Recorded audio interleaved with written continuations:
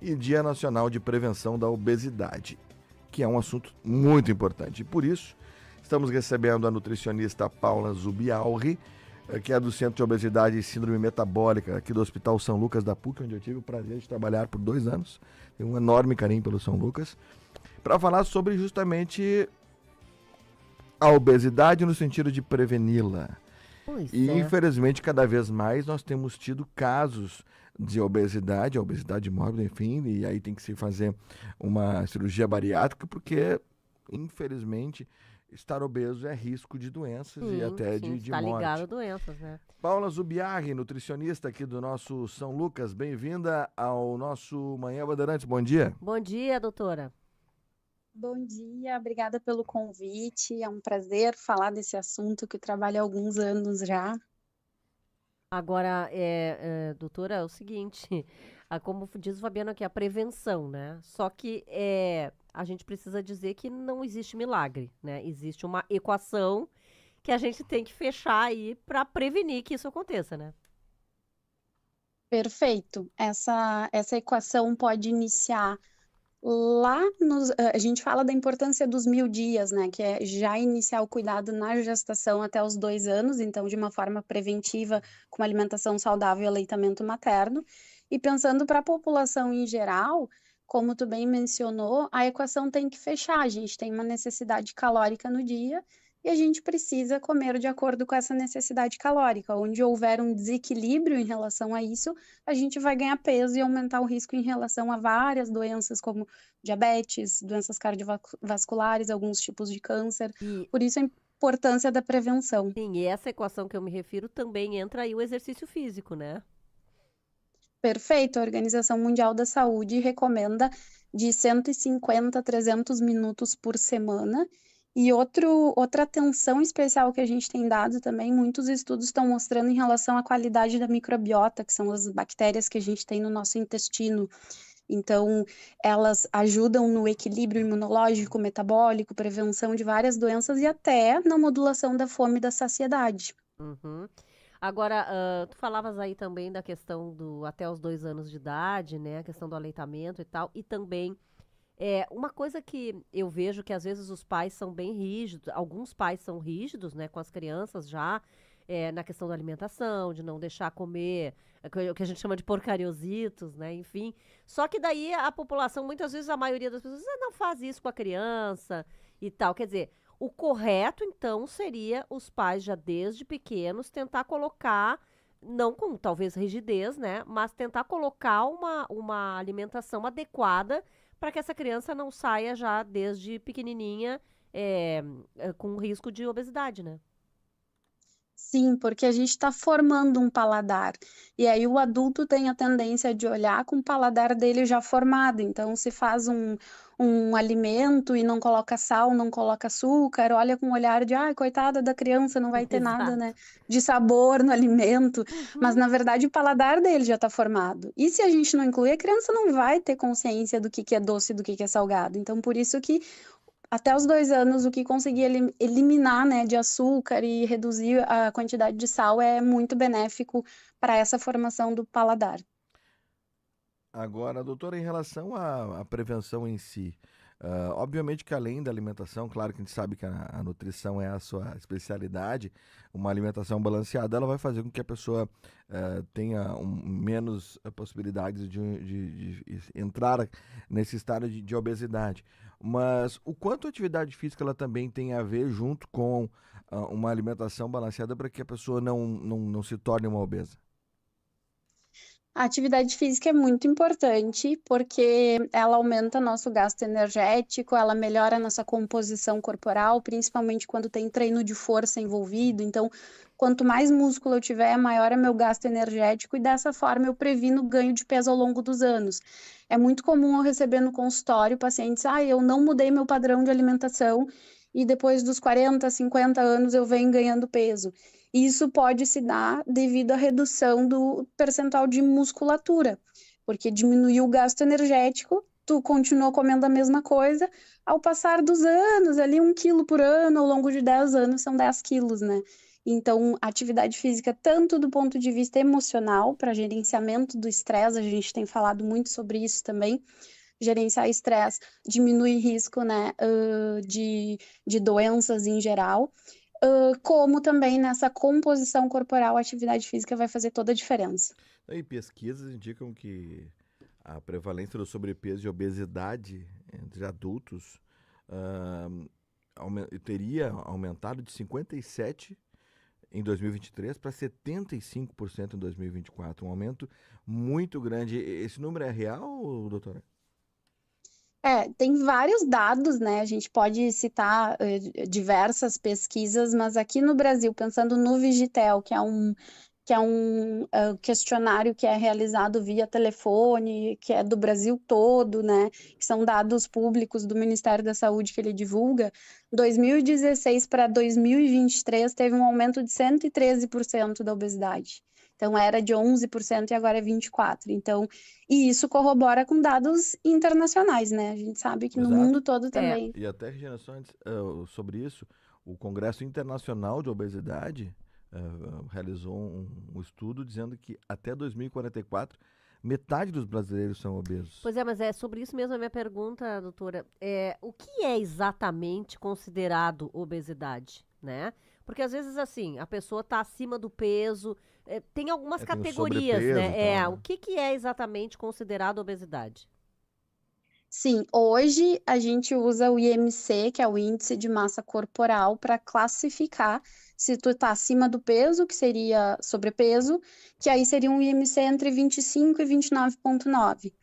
Acima de 30, esse IMC é considerado obesidade. Então, pra de homens 30 a e mulheres? 35 para homens e mulheres. Como é o cálculo mesmo, doutora? É o peso dividido pela altura ao quadrado. Então, quem estiver escutando aí, quiser abrir a calculadora, coloca seu peso, divide pela altura. Tá fazendo aqui. E dá aperta 2 vezes no igual, que ele já faz o cálculo certinho da altura ao quadrado. Sim. Então, peso dividido pela altura igual, que ele vai te dar o teu IMC. Peso dividido pela altura igual, vamos já falar. Dividido pela altura igual. É acima de quanto que é? Acima de 30. Acima de 30, obesidade, de 25 a 29,9, sobrepeso. Estamos com problemas aqui. Identificado o problema. E, aliás, eu quero até perguntar sobre isso, porque essa questão, muitas vezes, é a questão, por exemplo, a gente fala muito da obesidade e do risco maior, que seria na área da cintura, né? Para homens e mulheres. Isso também confere? Sim, essa circunferência abdominal é uma circunferência que a gente mede ali pertinho do umbigo, bem na reta do umbigo, que para mulheres o ideal é abaixo de 88 e para homens abaixo de 102. Por que isso? Porque está associado à gordura visceral, que é a gordura próximo dos órgãos, é onde a gente tem a maior parte dos nossos órgãos. Então, se tem muita gordura ali, a gente sabe que prejudica o funcionamento desses órgãos, por isso que aumenta risco. Eu, por enquanto, me escapei, porque às vezes eu faço esse IMC também, então eu me escapei por enquanto. Doutora, a Madu aqui da produção, eu tenho uma pergunta para fazer, aproveitar aqui. É o seguinte, tu falou desse cálculo, né? Mas eu sei que no momento de se pesar, também conta com a questão de massa magra, massa gorda, né? O que é músculo, o que não é. Então, como é que a gente consegue ponderar isso nesse cálculo? Ótima pergunta. A gente trabalha no consultório, quando a gente trabalha com o indivíduo, com a pessoa, a gente trabalha com composição corporal, que é fazer um exame para ver quanto de gordura, quanto de músculo e quanto de água que tem aquele indivíduo. Esse dado de IMC a gente usa em população, para a gente comparar em estudos grandes, em estudos, né, entre países, entre estados, para ver como é que está o nível de saúde da população. E a gente diverge muito em composição corporal. Então, eu vou dar um exemplo. Se tu pegar um atleta que trabalhe, né, hipertrofia, que tenha muito músculo, e a gente fizer o IMC dele, eu já vi pessoas com IMC de 40, que seria obesidade grave, mas com percentual de gordura de 5%. Muito baixo, né? Pensando para a mulher, o percentual de gordura seria de 18 a 28 e para o homem seria de 10 a 20%. Então, 5% é muito baixo. Ele não tem risco de obesidade, ele tem muito músculo, ele é pesado. Então, existe essa diferença do IMC para a composição corporal. E tem também as pessoas que eu já ouvi falar também, isso até por médicos, que tem pessoas que são maiores e a ossatura pesa mais também, Exato. né? Sim, isso a gente tem um exame de bioimpedância que a gente realiza lá no consultório, que esse exame dá a quantidade de massa óssea, de músculo. Então, é interessante fazer esse exame para tu ter conhecimento em relação a quanto que teu corpo gasta de energia, tua taxa metabólica basal, e saber se é realmente osso ou não, né? Porque às vezes a gente fala isso e vai fazer a bioimpedância e não é bem assim, né? É uma boa desculpa, não sou gordinha, é que eu tenho o osso pesado. Isto é um bom sabotador, né? Eu costumo dizer que eu tenho muito músculo. Ah, tá bom. É verdade? Okay. Então, faço convite para vocês irem lá no consultório um dia fazer essa avaliação e a gente vê. É osso mesmo? Agora, e a outra questão também é assim, ó, por exemplo, tem coisas que acontecem durante a vida, por exemplo, a menopausa é uma das coisas, né, que muitas vezes acaba, a pessoa que não tinha sobrepeso acaba tendo, né, então assim, quanto esses fatores externos, vamos dizer assim, também atrapalham, né? Muito, muito. A gente tem a oscilação hormonal, né, que a mulher sofre mais nesse período. A gente tem um risco maior de perda de massa óssea e de massa muscular, e isso faz com que tu diminua teu gasto energético. Então, a gente tem que estar sempre olhando para essa modulação, né, de intestino, da parte hormonal, para estar tudo bem ajustado para minimizar esses fatores. E o ideal, tem até estudos que mostram que é tu chegar nesse período bem ativo e com uma boa alimentação, a gente sabe que a gente previne esses maiores, né, sintomas e desconfortos com a menopausa. Então, é trabalhar na prevenção. Antes, comece a melhorar a qualidade da alimentação e atividade física, que tu vai chegar lá mais controlada. Sim. E, aliás, sobre alimentação, acho que cada um daí realmente tem que procurar, né, um especialista por causa disso, porque cada um tem uma forma, né? E eu estava dizendo aqui esses dias já numa entrevista que eu sou aquela pessoa que eu não gosto de rotina na alimentação. Por exemplo, todo dia de tarde tu vai ter que comer um iogurte, ou tu vai ter que comer uma barrinha. Então, eu prefiro comer pouco, mas comer de tudo. Então, acho que cada um tem uma fórmula, né? Sim, com certeza. E quando a gente gera muita restrição, isso não pode, é normalmente o que dá vontade de comer, né? Então a gente tem que trabalhar com a consciência. Eu trabalho muito com comer com atenção plena, o não ter tela junto, não estar ali distraído com celular, com TV, porque isso tu consegue comer pouco, com consciência e sem aquela perda de controle, sensação de culpa, às vezes, de comer algo mais porcariositos, como tu comentou, né? Exatamente. Não, e o difícil é manter, eu acho que as crianças, porque na escola, os amiguinhos se reúnem, né? E até nós mesmos, adultos, na verdade, temos esse costume de marcar encontros para comer, né? Se a gente for avaliar, não é isso? É sempre assim, pra comer. Né? Vamos jantar, todo mundo. Acabei de vamos falar almoçar. Pra você, vamos fazer um churrasco. Vamos fazer um churrasco. Então, isso vira ponto de encontro e as pessoas realmente se encontram para comer, né?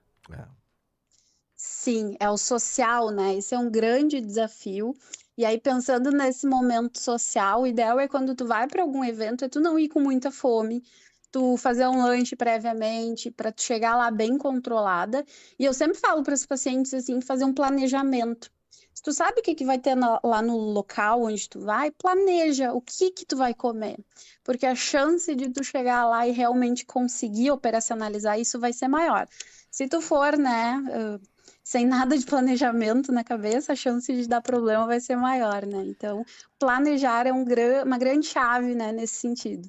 Muito obrigado, nutricionista do Centro de Obesidade e Síndrome Metabólica aqui do São Lucas da PUC, Paula Zubialri. Muito obrigado pelo carinho da presença, pelos esclarecimentos. E vamos lá, vamos cuidar também da ansiedade para não comer tanto e ficar aí nessa, né, numa possibilidade de saúde, principalmente. Muito obrigado, Paula. Obrigada a todos. Obrigada, bom dia para Paula, vocês. Valeu. Volte sempre conosco. Tchau, tchau. Obrigado, Paula.